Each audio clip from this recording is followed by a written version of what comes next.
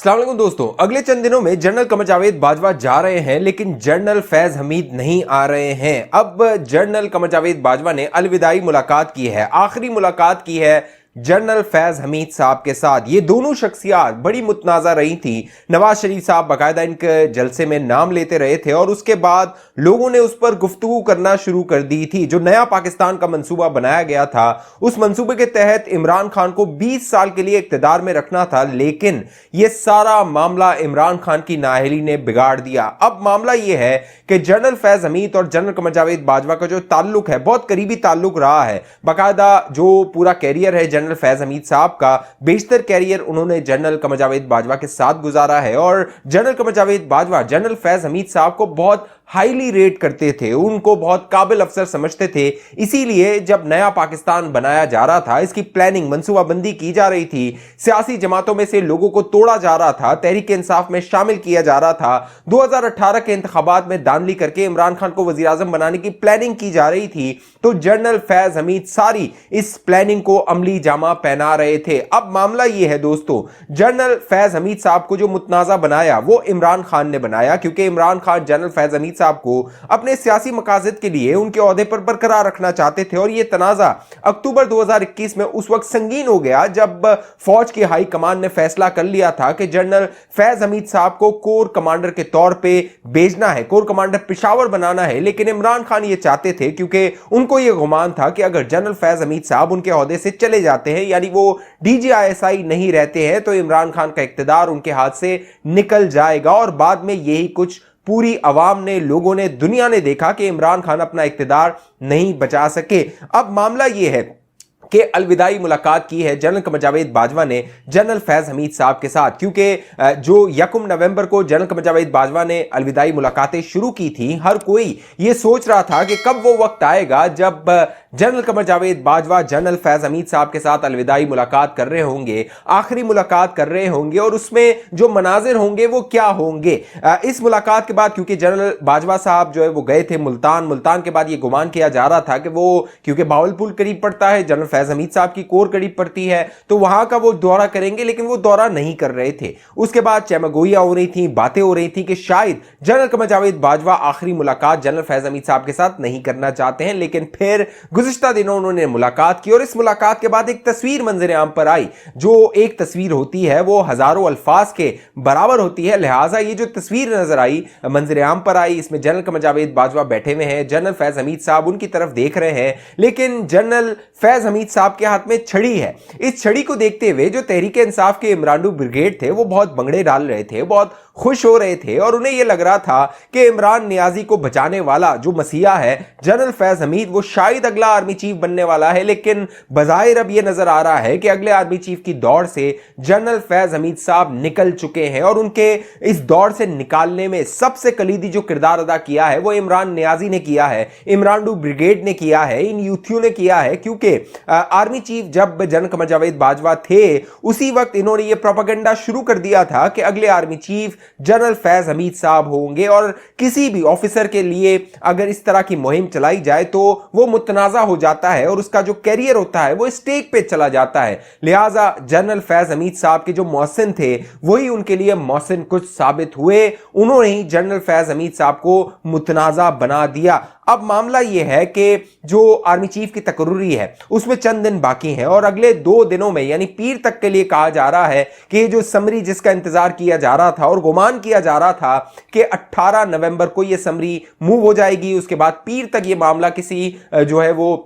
कोने पे लग जाएगा और नए आर्मी चीफ की तैनाती हो जाएगी। लेकिन अब यह मामला पीर तक के लिए ठहर गया है। अब बाकायदा ख्वाजा आसिफ साहब ने यह कह दिया है कि पीर के रोज ये समरी जो है वो मूव की जाएगी GHQ की जानिब से डिफेंस मिनिस्ट्री से वजीर आजम हाउस, और अगले 2 दिनों में, यानी कि बुध के रोज तक, जो कि अगर आप मेरे चैनल आपने सब्सक्राइब किया हुआ है, आप दोस्तों को मैं बताते रहा था कि 17 नवंबर से 23 नवंबर जो तारीखें हैं वो इंतहाई अहम है, और अब गुमान किया जा रहा है कि 23 नवंबर तक ये तैनाती हो जाएगी, इसका ऐलान हो जाएगा। लेकिन बड़ी खबर इसमें यह है दोस्तों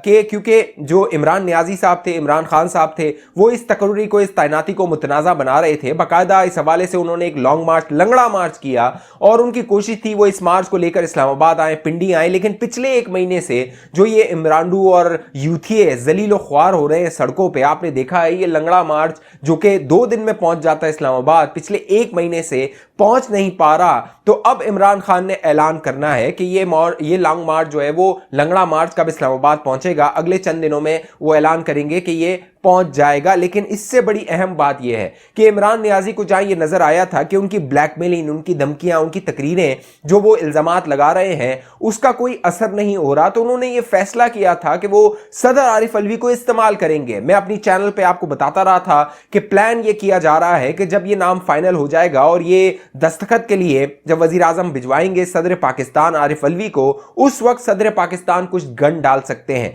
कुछ मसला कर सकते हैं और वो समरी वो रोक सकते हैं। और वो रोक सकते हैं उस तारीख तक जब जनरल आसिम मुनीर साहब जो कि 27 तारीख को रिटायर हो रहे हैं, उनकी रिटायरमेंट की तारीख करीब नहीं आ जाती। अब जो अस्करी जराए हैं वो ये बता रहे हैं, मुख्तलिफ रिपोर्टर्स को उन्होंने बताया है कि जिस दिन ये समरी मूव की जाएगी उस दिन जो जो सीनियर जर्नैल होंगे उनके नाम इस समरी में शामिल किए जाएंगे। क्योंकि अब तक ये गुमान किया जा रहा था कि जनरल आसिम मुनीर साहब जो कि रिटायर हो रहे हैं 27 तारीख को, शायद उनका नाम इस समरी में नहीं होगा। लेकिन अब जो अस्करी सोर्सेज हैं वो ये मिलिट्री सोर्सेज बता रहे हैं कि 6 नाम या 5 नाम होंगे सीनियर तरीन, जिसमें जनरल आसिम मुनीर का नाम सबसे ऊपर होगा, general Sahir Shamshad Mirza, general Azhar Abbas, general Noman Mahmood, general Faiz, general Aamir, ये वो नाम होंगे जो सीनियरिटी लिस्ट में होंगे और इन्हीं में से अगला आर्मी चीफ तैनात किया जाएगा। और बहुत गुमान है क्योंकि जिस तरह कहा गया था नून लीग की जानिब से कि सीनियर तरीन जर्नैल को आर्मी चीफ बनाया जाएगा,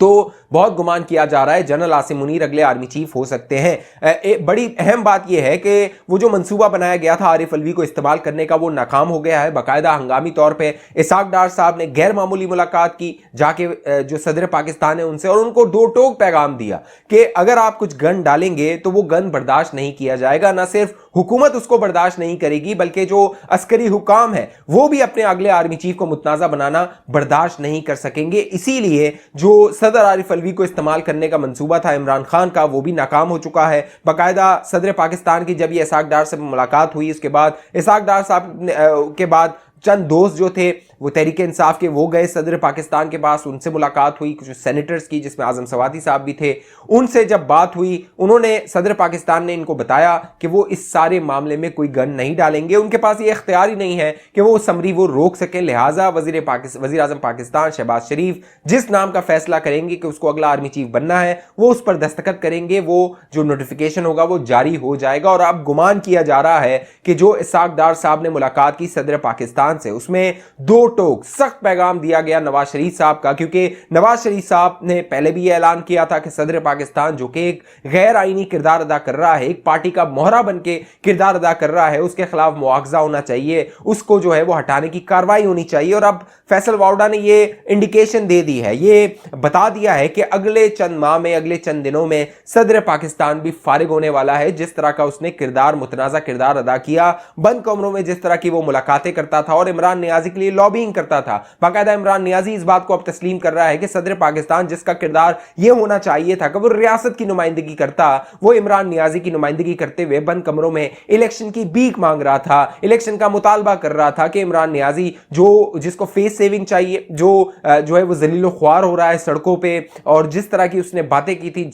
जिस तरह का झूठ गढ़ा था, अब सब बेनकाब हो रहा है। लिहाजा जो सदर आरिफ अलवी है उसको दो टोक पैगाम दिया गया है, इसीलिए अब उसका सॉफ्टवेयर अपडेट हुआ है और अगले आर्मी चीफ की तैनाती के हवाले से वो जो गन डालने वाला था वो गन नहीं डालेगा। इंतहाई अहम दिन होंगे, इंतहाई अहम घंटे हैं, अगले 3 दिन इंतहाई अहम है, बड़ी अहम खबरें आने वाली हैं, आप दोस्तों को हम बताते रहेंगे। अगर आप बाखबर रहना चाहते हैं, अभी तक ये चैनल आपने हमारा सब्सक्राइब नहीं किया, जरूर सब्सक्राइब कीजिए ताकि आपके पास बर वक्त मालूमात आ रहे, आप बर वक्त बाखबर हो सके। और फेसबुक पे देखने वाले दोस्त हमारे पेज को जरूर लाइक कीजिए, फॉलो कीजिए, इस वीडियो को लाजमी शेयर कीजिए, लाइक जरूर कीजिए। अगली वीडियो तक मुझे इजाजत दीजिए, अपना ख्याल रखिएगा। पाकिस्तान जिंदाबाद।